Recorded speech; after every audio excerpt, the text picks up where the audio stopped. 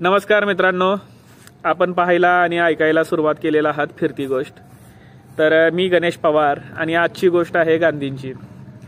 मित्रांनो, किती आश्चर्याची गोष्ट आहे की कुणाचे स्टेटस नाहीत किंवा कुणाची चर्चा नाहीये किंवा कोण काही बोलत नाहीये की आज गांधींची पुण्यतिथी आहे. म्हणजे 30 जानेवारी 1948ला महात्मा गांधींना नथुराम गोडसे या माणसानं गोळ्या घातल्या आणि गांधीजी आपला देश सोडून, आपलं जग सोडून, ही पृथ्वी सोडून निघून गेले. ज्या माणसानं पूर्ण आयुष्य म्हणजे त्यांची पूर्ण हयात अहिंसेच्या मार्गाने चालण्यात घालवली आणि लोकांना प्रेम करा आणि प्रेम वाटा आणि प्रेमामध्ये राहा, प्रेमाने राहा, सर्वांना सांभाळून घ्या, अशा उपदेशांमध्ये घालवलं. आणि हाच उपदेश त्यांनी जगाला दिला. अहिंसेने वागा, प्रेमाने वागा, प्रेम आणि अहिंसेच्या पलीकडे जग नाहीये, असे वेगवेगळे चांगले संदेश ज्या माणसानं दिले त्या माणसाचे फॉलोअर्स दिवसेंदिवस कमी होत चाललेले आहेत. म्हणजेच काय, त्यांना मानणारा जो वर्ग आहे, त्यांच्या विचारांवर चालणारा जो वर्ग आहे तो कमी होत चाललेला आहे. आणि त्याच्या उलट नथुराम गोडसेंना मानणारे, नथुराम गोडसेच्या विचाराची माणसं दिवसेंदिवस वाढत चाललेली आहेत.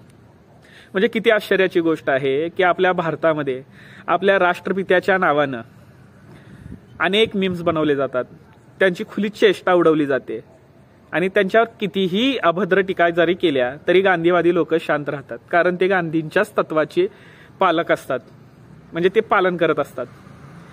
आणि हे एवढे अपमान, एवढा छळ किंवा एवढे मीम्स म्हणणं, विनोद करणं त्या नावानं हे फक्त गांधीच सहन करू शकतात. इतर कोणत्या महापुरुषांना सुद्धा ते जमलं नसतं. की बाबा तुम्ही विचार करा, कोणत्याही दुसऱ्या महापुरुषाच्या नावानं तुम्ही कोणती म्हणजे एक टीका करा किंवा विटंबना करा झाली तर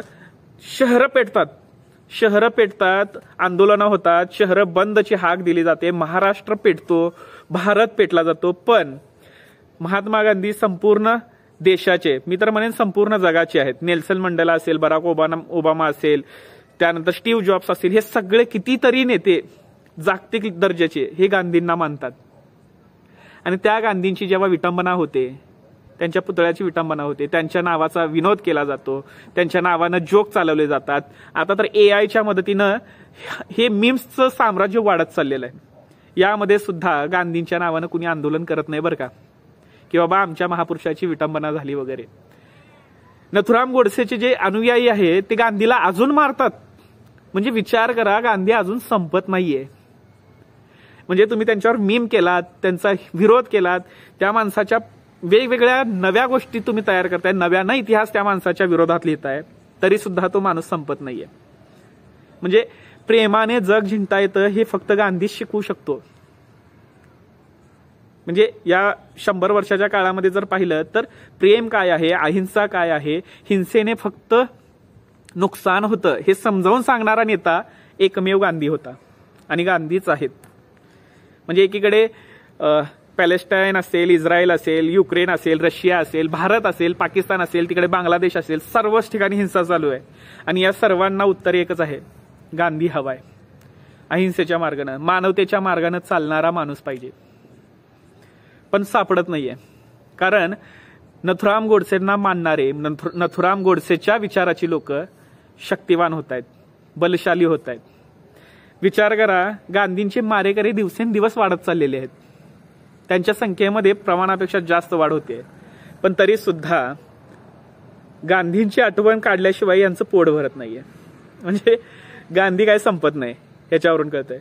म्हणजे जवळजवळ आता 80 वर्ष होत आले, म्हणजे 80 होतील आता थोड्या दिवसात, थोड्या वर्षात. तरी सुद्धा यांना भांडण्यासाठी, विचार मांडण्यासाठी गांधी लागतो. पाकिस्तानचा मुद्दा आला की गांधी लागतो. पण विषय तुम्हाला कळालाच नाहीये की शेवटपर्यंत महात्मा गांधींनं पार्टिशनला, म्हणजेच फाळणीला विरोध केलेला आहे. ते भारत असेल, बांगलादेश असेल, म्हणजे त्यावेळेला पश्चिम पाकिस्तान आणि पूर्व पाकिस्तान या 2 फाळण्या होणार होत्या आणि त्या दोन्ही फाळण्यांना महात्मा गांधींना विरोध केलेला आहे. एकमेव माणूस होता ज्या वेळेला या फाळणीला विरोध करणारा. तरी सुद्धा गांधीचा द्वेष केला जातो, गांधीमुळे पार्टिशन झालं असं म्हटलं जातं. आणि दुसरीकडे नथुराम गोडसे सारख्या माणसाला भगतसिंगाचा दर्जा दिला जातोय. भगतसिंग कोण होते हे त्यांना सुद्धा माहिती नाही. गांधींचे कट्टर समर्थक होते भगतसिंग, हे सुद्धा ह्या लोकांना कळत नाहीये. असो, माझं म्हणणं एवढंच आहे की काही पुस्तकं वाचा, गांधी समजून घ्या. गांधी समजायला खूप अवघड आहेत. गांधी नास्तिक आहेत, आस्तिक आहेत, अस्पृश्यतेला विरोध करणारे आहेत. त्यानंतरनं गांधींची वेगवेगळी रूपं तुम्हाला वाचनातून मिळतील, पण गांधी इतक्यात समजत नाही. गांधीला समजून घेण्यासाठी अहिंसेला बाजूला ठेवावं लागतं, हृदयामध्ये प्रेम भरावं लागतं, तेव्हा कुठे गांधी समजून येतो. त्यामुळेच म्हणतोय गांधी समजणं अवघड आहे. पण या सर्वांमध्ये नथुराम वाढतोय. नथुराम गोडसेचे विचार रुजवले जात आहेत जबरदस्ती, की बाबा कसं गांधी चुकीचे होते हे दाखवण्यासाठी अफाट शक्ती लावली जाते, अफाट इतिहासाची ताकद लावली जाते, की बाबा वेगवेगळ्या प्रकारे तो इतिहास खोडून नथुराम गोडसेचा इतिहास लिहिला जातोय, की कसा नथुराम गोडसे वीर पुरुष होता हे दाखवण्याचा प्रयत्न केला जातोय. पण त्या सर्वांना एकच उत्तर आहे, ते म्हणजे गांधी. आणि सर्वात महत्वाचं मित्रांनो, प्रेम वाढवा, हिंसा नाही. हिंसा जेवढी वाढत जाईल तेवढा द्वेष वाढत जाईल, आणि द्वेष वाढला की प्रेम संपतं, माणुसकी संपते. त्यासाठी गांधींच्या विचारानं चालणं गरजेचं आहे.